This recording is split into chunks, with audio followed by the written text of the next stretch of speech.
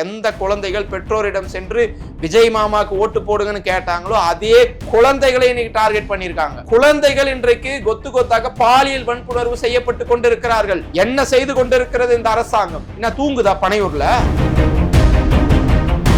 207 பாலியல் சம்பவங்கள் நடைபெற்று இருக்கிறது. அதுல 128க்கும் மேல போக்சோ. கடந்த 24 மணி நேரத்துல 12 பாலியல் குற்றங்கள் நடைபெற்று இருக்கிறது. அந்த அதிகமாகிற பாலியல் சம்பவங்கள்ல மக்களை திசை திருப்பணும். அதுக்கு என்ன பண்ணலாம் அப்படின்னு யோசிச்சப்பதான் இந்த வெள்ளையரி கடன் இவ்வளவு உயர்ந்திருக்குதுன்னு சொல்றீங்க. 36 லட்சம் கோடி வருவாயாக கடந்த 5 ஆண்டுகளில் மட்டும் திமுக ஆட்சி ஈட்டி தந்திருக்கு. ஏன் அதை ஹைலைட் பண்ணி பேசல என்று சொல்றாங்க. அதாவது கடந்த 50-60 ஆண்டுகளாக வாங்கிய கடனை விட இந்த 5 ஆண்டுகள்ல வாங்கிய கடன் அதிகம். அது மறுக்க முடியாது. மின்வெட்டு யார் ஆட்சியில நடக்குது? சிடிஆர் நிர்மல்குமார் என்ன பண்றாரு? திருப்பரங்குன்றத்துல போய் தூங்குறாரு.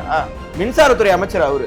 இதுக்கு யார் நடவடிக்கை எடுக்கணும்? மின்துறை ஊழல் காரணம், ஒத்துழைக்காத அதிகாரிகள் காரணம். எதிர்கட்சி மாதிரியே பேசாதீங்க சார். எதிர்கட்சி மாதிரி பேசாதீங்க சார். அதிகாரம் உங்க கையில இருக்கு. அதிகாரிங்க யார் கண்ட்ரோல்ல சார் இருக்காங்க? எதிர்கட்சி கண்ட்ரோல்ல இருக்காங்க. சொல்றதுக்கு வெக்கமா இல்ல உங்களுக்கு?